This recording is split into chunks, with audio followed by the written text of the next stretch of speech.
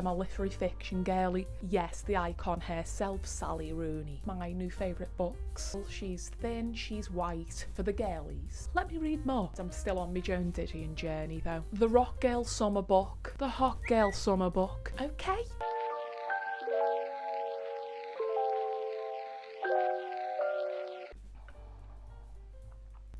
I'm suffering through without a fan. It's very humid.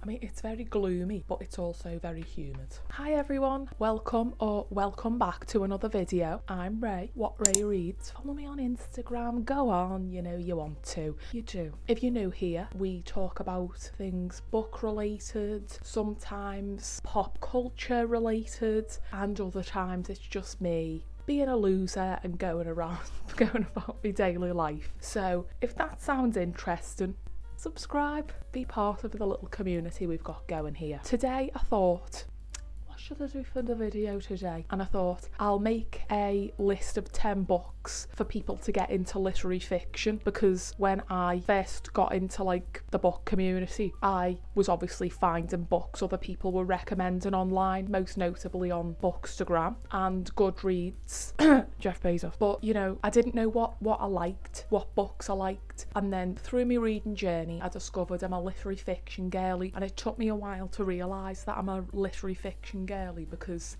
in all honesty I didn't really know what literary fiction was at first. So you know, there's no shame in admitting. Good for her. I didn't know what the different genres are. So obviously, if that's my jam, and you know, I do recommend a lot of contemporary literary fiction on here, I thought maybe it can be helpful if I give a little reading list of 10 books to get into literary fiction, because maybe you don't know what to read, you don't know who to trust, you're not sure what is literary fiction. It's all very, you've got to learn the lingo, if you know what I mean. So these are 10 books that I've loved that are in the literary fiction category that I think would be good starting points for people who want to read more literary fiction. So let's get into the books. Firstly, before we do get into the books, I thought I'd give you a little description of what literary fiction is, because as I said, she had no clue. Originally I was just like, yeah, there's fiction, there's non-fiction, and then there's like fantasy, but obviously it's not. So I'm going to give you a little description from Wikipedia on what literary fiction actually is.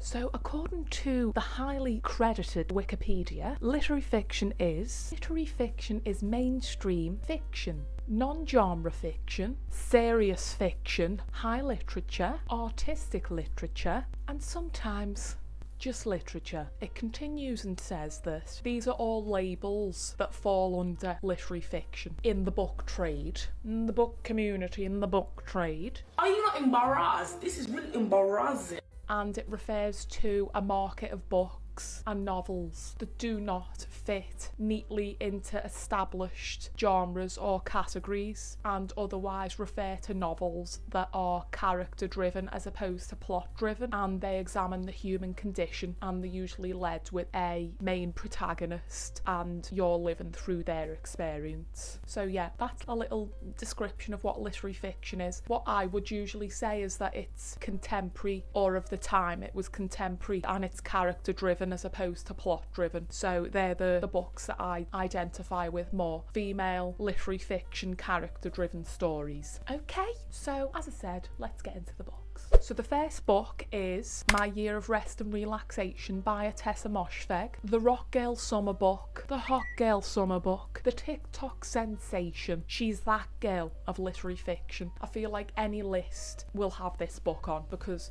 she's held up as the golden child of literary fiction, in my experience. And Ottessa said, girlies, you just need a unlikable female protagonist. I'm on my way. And this is the book that got me into Ottessa Moshfegh, because I did see it everywhere. And I read that first, and then I was like, this bitch needs to get her hands on everything else that she's written. And I proceeded to read all of her other books. So in this book, we follow a young woman, a recent graduate of the prestigious Ivy League college, and she's working in a trendy art gallery in New York City, and she's living off her inheritance in the Upper East Side of New York City. You know you love me.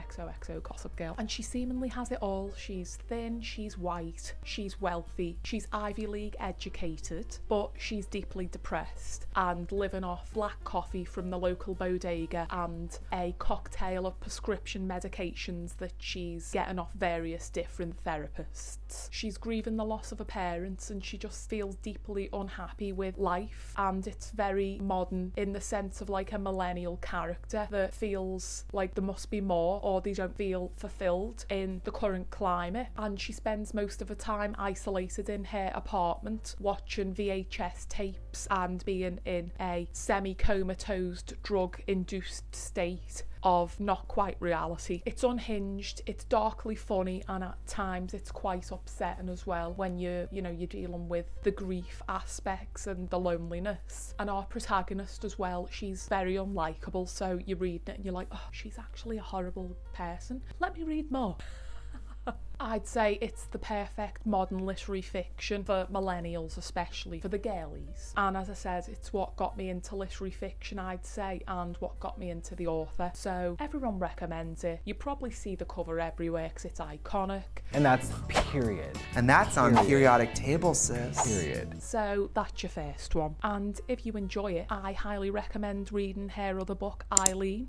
You're welcome. Next, we've got another book talk, bookstagram, book community sensation, and that is Normal People by Miss Sally Rooney. Yes, the icon herself, Sally Rooney, our Irish queen. We stan. So if you've been living under a rock, you may not be familiar with it, but if you're already in the book community or you're getting in, you're testing the water, then you've probably seen Sally Rooney's name floating about. She's floating around and she's got a lot of popular books and a lot of stands, me included. And you may not be aware of the book, but you've probably seen or watched or heard of the adaptation of the book, which was really popular and critically acclaimed. And in the book, we follow Marianne and Connell, two high school students in Ireland, and they basically have different high school experiences. He's popular, well liked, he's on the football team, and Marianne's more isolated and she's a bit of a loner. She just does her own thing and doesn't really fit in. But one day, Connell picks up his mum, who's working as a cleaner at Marianne's family home. They're quite wealthy, and Connell's family and his mum are more working class. And when he's waiting for his mother, he starts having a conversation with Marianne, and a relationship and a spark's ignited, and they develop a intimate relationship and a love story, if you will. But at school, they pretend not to know each other, or more so Connell pretends not to know Marianne. Red flag. And we follow them throughout school, and as they move to university, they both attend, I think it's Trinity College in Dublin, which is like a prestigious college, and the dynamics shift. Marianne becomes popular and she finds like her people, and Connell doesn't feel like he fits in with the more bourgeoisie, middle class elite who Marianne sort of fits in with, and he feels deeply out of place and lost, and he struggles with his mental health. And throughout all of this, they're kind of intertwined in each other's lives. Sometimes they don't speak, sometimes they're together. It's very will they, won't they, just tell each other how you feel, very enraging. But no matter what happens, how much time passes, they're still involved in each other's life. They can never sort of let each other go. And I love that the story deals with class dynamics as well. It's like underpinned by the love story, because those issues do arise in a lot of relationships, and I'm pretty sure like a lot of studies say that people who are in relationships usually stay within their own class. So when you're within a different class and a group of people, you can feel deeply alone and isolated, and I think Sally Rooney captures that well, not just in this book but her other book. But it's a really great character study of two characters, not just one, so that's a great place to start with Sally Rooney.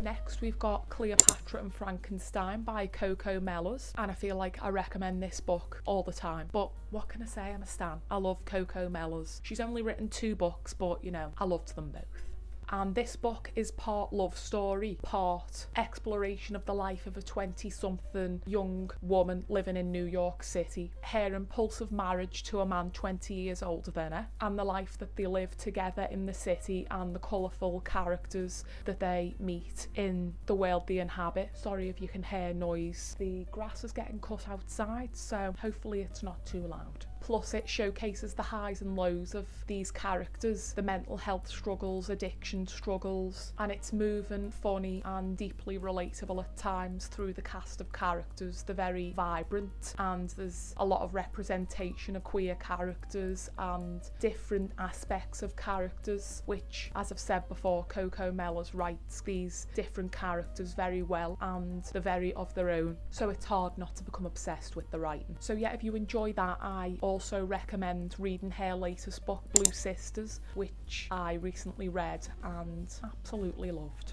Next we've got, I feel like that grass cutting's going to be really loud on this.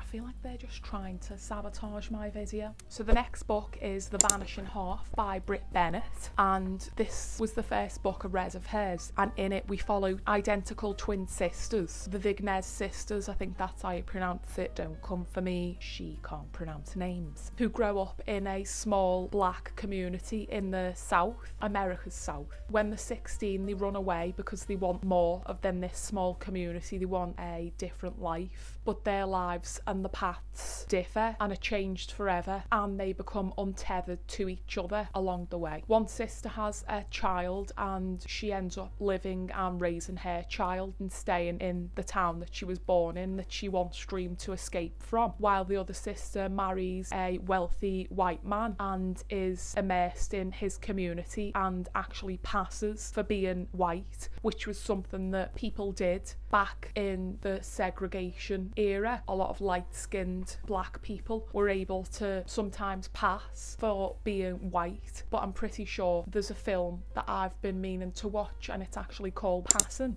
and it seems like it's got similarities to this story, so yeah, check that out. The story's multi-generational as we follow the sisters from the 50s up until the 90s, and it's about race and class, but also so much more. It's truly an incredible book. I was absolutely blown away when I read it. I can't imagine anyone not liking the book. I just can't imagine it. So I highly recommend that. And if you enjoy Brit Bennett's writing, she has another great book called The Mothers, which is also literary fiction and character based, which I also really enjoyed, so check that out as well. Next we've got Play It As It Lays by Joan Didion, one of my new favourite books, and it's a book that a lot of people kind of hold up as sort of the epitome of literary fiction, and it was very ahead of its time when it was written. And I think a lot of people, I did read somewhere, but I can't remember where it was, someone said that it was kind of like the birth of literary fiction.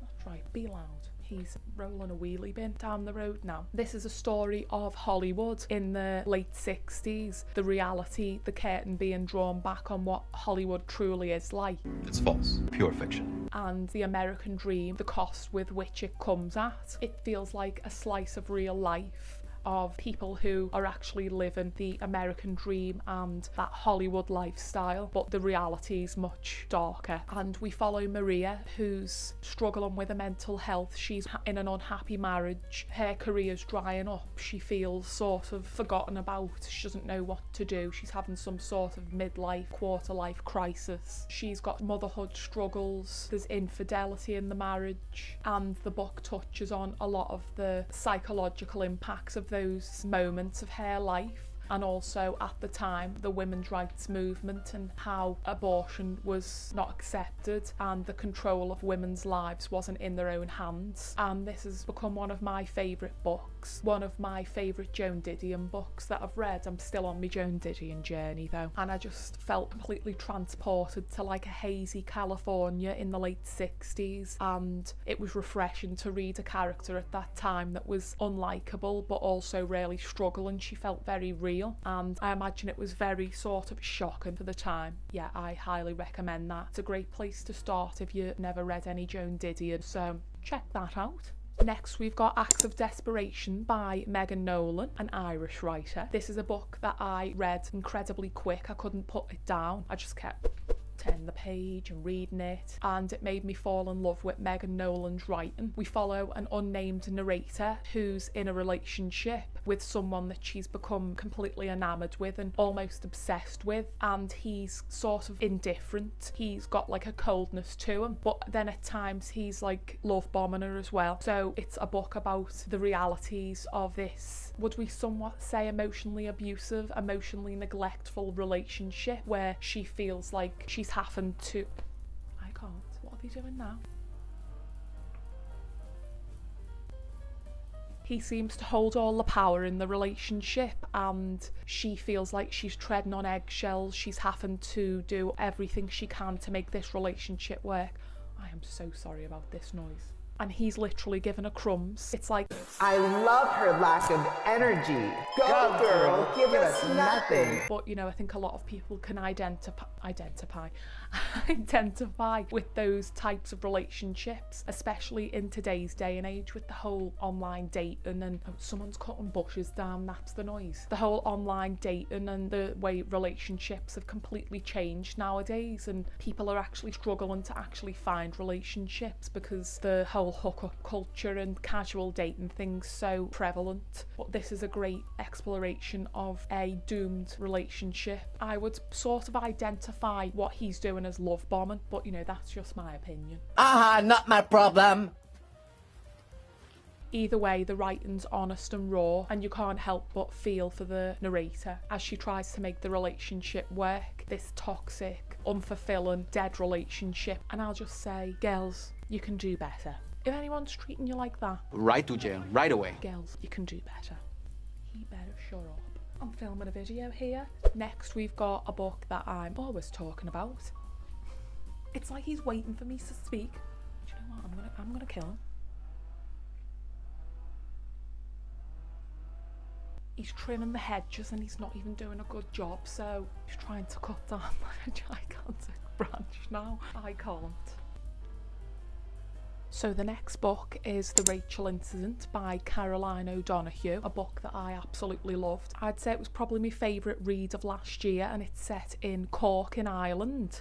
And I've recently come to the realisation that a lot of literary fiction girlies that I love are Irish authors. What can I say? I love the Irish. And we follow Rachel as she's navigating her 20s, being at university, working a job, trying to live a life, leaving home. And at the bookshop, she meets her soon-to-be roommate and best friend, James, Icon. And they quickly become very involved in each other's lives, and they have a really strong bond. And then Rachel and James become sort of enamoured and involved with a married professor and his wife, and chaos ensues. We follow them as they navigate this time in their lives and what happens, the fallout of what goes on, how their relationship and the dynamic changes. And it's very relatable and funny, but also touching. I couldn't get enough. And if you've read this or you read it and you enjoy it, the author Caroline O'Donoghue has another book called Promising Young Woman, which was also a great read. The next book is a translated fiction, which is another sort of subgenre of literary fiction that I enjoy, and that is If I Had Your Face by Frances Cha. And this book follows 4 women who are involved in each other's lives in Seoul, Korea, as they try to navigate their lives as women, young women coming of age in the city and society. Whether it's beauty standards, wealth or class, each woman feels fully fleshed out and has her own sort of issues and problems that she's trying to deal with. But the women have something in common, which is the universal, relatable problem of how society and culture treats women and the expectations that it has for us in the modern world. I loved this book, and I've become really fond of translated fiction, specifically Japanese and Korean translated fiction, and I felt like it exposed me to a different culture and set of problems that characters face, the female characters that have very universal issues that obviously I can identify with, but under the lens of a different culture's standards that women are held to. There's also a character that's obsessed with a K-pop band, which was like quite entertaining to read, and this is just a reminder to make sure you diversify your reading and read from different countries and cultures, because there's loads of really amazing translated fiction books out there that you may not have read, and you're in for a treat.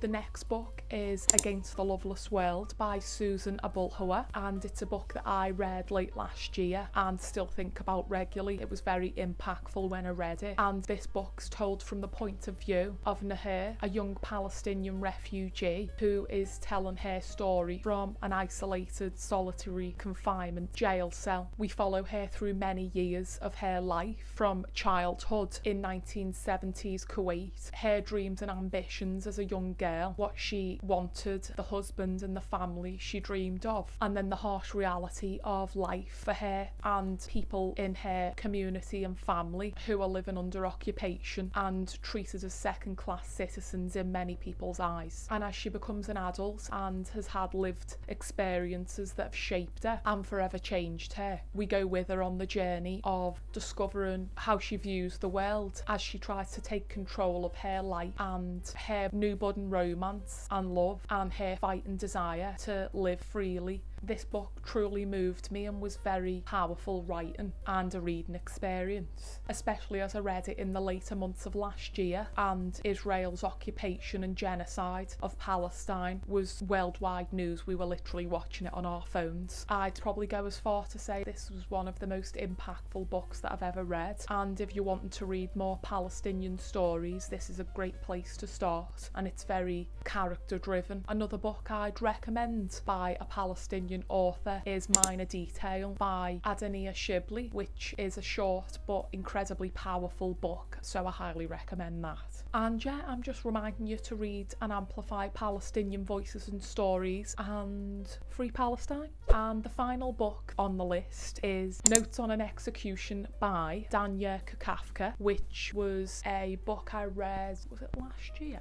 Or was it the year before? I think it was last year, and it's a thriller mystery. It's a reworking of like the true crime thriller mystery genre, and it really changes the structure of those stories that we're all too familiar with. And we start the story knowing the protagonist in the story, who's a serial killer, and he's on death row, and we find out at the beginning that he's due to be executed in 12 hours, and we cross between different narratives and characters of the past and the present, and of the women that have been impacted by him and his crimes and his life. And the book centres the women in the story, which I think is often missed in crime or true crime adjacent stories, from his mother to the detective who ends up capturing him and she becomes kind of obsessed with him, and the sister of a woman whose life is forever changed by him. This was a book that really surprised me as I went into the book knowing what the genre was, and usually it's quite, you sort of feel like you know the usual plot points in these type of stories, but this was like a refreshing take and a reworking which really took me by surprise, and I absolutely loved it. And as someone who loves thrillers, true crime stories and psychological thrillers, I usually feel let down by the books because I feel like I know what's going to happen. This was very of its own. So if you're into thrillers, mysteries, this is a great book to read, and it's very character centred, which literary fiction, she loves it. And I really wish more authors took chances and created sort of new narratives in these type of genre stories, because it's just much more engaging to read. So yeah, those were 10 books that I recommend if you wanted to get into literary fiction. The 10 books that I really enjoyed from literary fiction, and they really made me appreciate and love literary fiction. So hopefully there's something in there that matches your taste and you pick it up and read it, or it makes you check out the author's other work. If you have read any of the books, let me know in the comments what you thought, and obviously if you have any recommendations, as always, let me know. Don't forget to like, comment and subscribe. Be part of the community, because why not? You're welcome here. As always, thanks for watching. I appreciate you clicking on the video. So take care, and I'll see you in the next video. Bye.